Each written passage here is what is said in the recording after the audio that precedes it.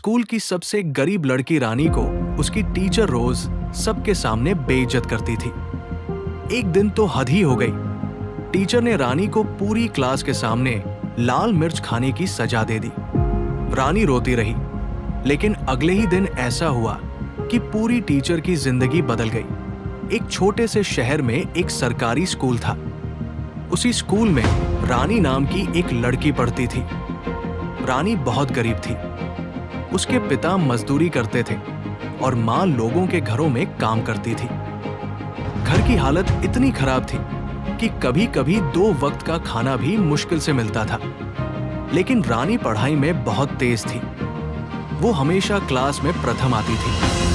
उसकी सफलता देखकर कुछ बच्चे खुश होते थे, लेकिन उसकी क्लास टीचर मिसेस शर्मा उसे बिल्कुल पसंद नहीं करती थी।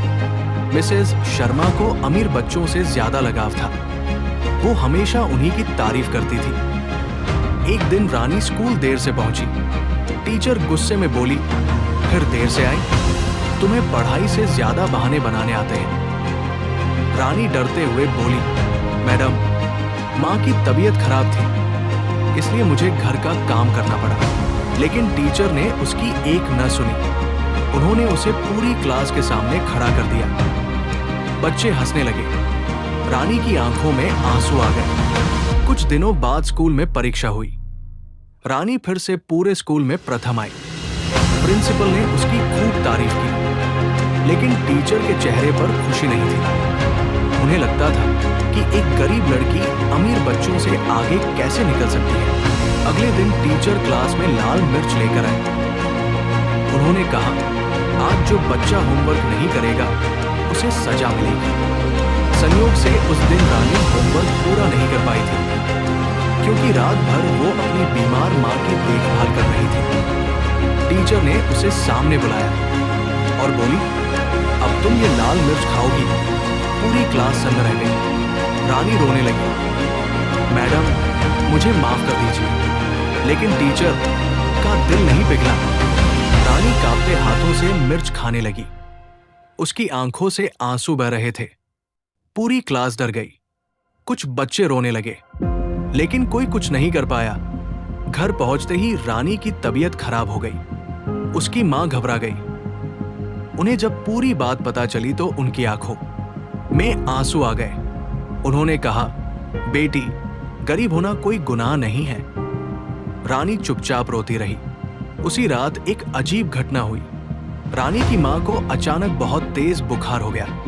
घर में दवा खरीदने के पैसे भी नहीं थे। रानी पूरी रात मां के पास बैठी रही।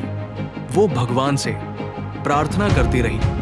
अगले दिन स्कूल में प्रार्थना सभा चल रही थी। तभी स्कूल के गेट पर एक बड़ी कार आकर रुकी। सबकी नजर उस कार पर चली गई। कार से एक बुजुर्ग व्यक्ति उतरे। उनके साथ कई लोग भी थे। सीधे प्रिंसिपल के ऑफिस में गए। कुछ देर बाद पूरे स्कूल को मैदान में बुलाया गया। प्रिंसिपल ने घोषणा की, आज हमारे स्कूल में एक खास मेहमान आए हैं। बुजुर्ग व्यक्ति मंच पर आए।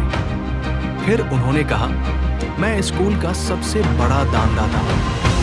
सभी बच्चे तालियां बजाने लगे। फिर अचानक उन्होंने पूछा, यह रानी कौन है? रानी डरते हुए खड़ी हो गई। बुजुर्ग व्यक्ति उसे देखकर मुस्कुराए। उन्होंने उसे अपने पास बुलाया। पूरे स्कूल को आश्चर्य हो रहा था। तब बुजुर्ग व्यक्ति बोले, रानी मेरी पोती जैसी है। असल में कुछ महीने पहले रानी ने सड़क पर उनकी जान बचाई थी। उस समय किसी ने उनकी मदद नहीं की थी, लेकिन रानी ने बिना किसी लालच के उनकी सहायता की थी। बुजुर्ग व्यक्ति ने कहा, मैंने कल इसकी मां से सारी बात सुनी। मुझे पता चला कि स्कूल में इसके साथ अन्याय हुआ है। पूरा मैदान शांत हो गया। उन्होंने टीचर की तरफ देखा और कहा, एक शिक्षक का काम बच्चों को सिखाना होता है, उन्हें अपमानित करना नहीं। मिसेस शर्मा का सिर झुक गया। उन्हें अपनी गलती का एहसास होने लगा। तभी बुजुर्ग व्यक्ति ने घोषणा की, आज से रानी की पूरी पढ़ाई का खर्च मैं उठाऊंगा। पूरा स्कूल तालियों से गूंज उठा। रानी की आंखों में खुशी के आंसू आ गए। लेकिन कहानी यही खत्म नहीं। कुछ दिनों बाद मिसेस शर्मा की अपनी बेटी गंभीर रूप से बीमार पड़ गई। उसे तुरंत खून की जरूरत थी। पूरे शहर में सही ब्लड ग्रुप नहीं मिल रहा था। मिसेस शर्मा परेशान थी। तभी उन्हें पता चला कि वही ब्लड ग्रुप रानी का है। सबको लगा कि रानी मदद नहीं करेगी, क्योंकि टीचर ने उसके साथ बहुत बुरा व्यवहार किया था। लेकिन रानी अस्पताल पहुंची। उसने बिना कुछ सोचे मदद कर दी। टीचर हैरान रह गई। उन्होंने रोते हुए पूछा, मैंने तुम्हारे साथ इतना बुरा किया, फिर भी तुमने मेरी मदद क्यों की?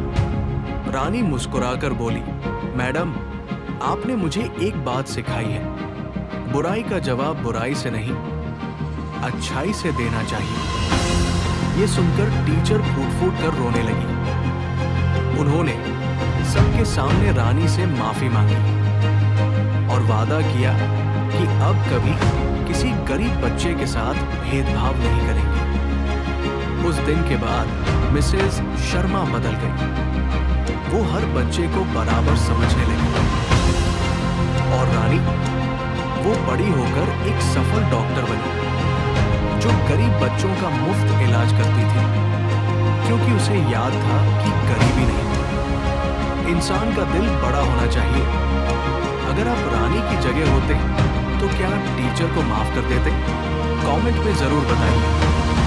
आज चैनल को जरूर सब्सक्राइब करिएगा।